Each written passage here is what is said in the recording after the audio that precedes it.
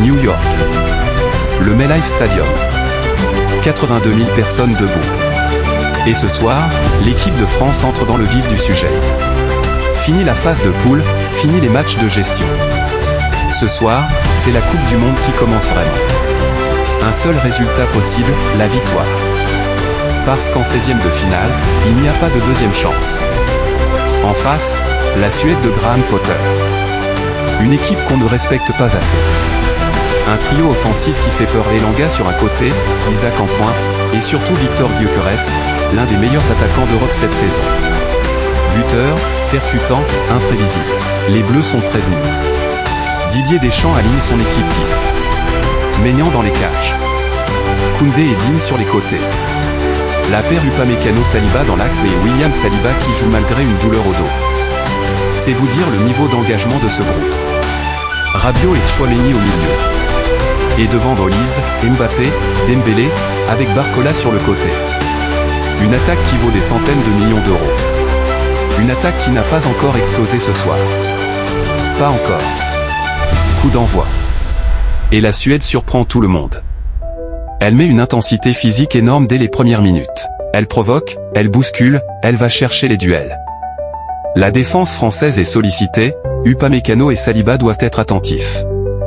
Et pendant 20 minutes, les Bleus sont en difficulté. Ils n'arrivent pas à poser leur jeu.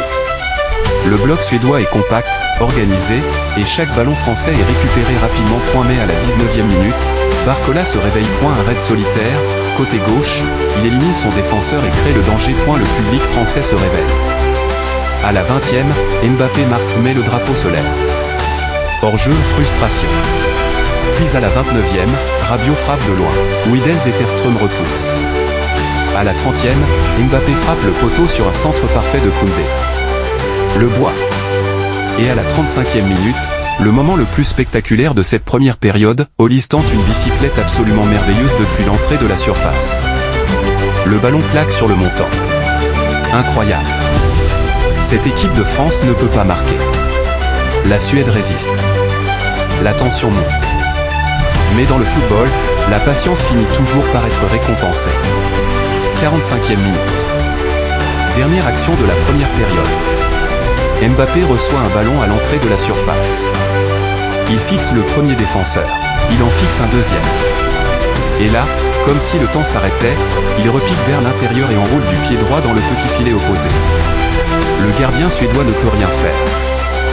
1-0, Kylian Mbappé. Son 5e but du tournoi. Juste avant la pause. Au meilleur des moments. Dans les vestiaires.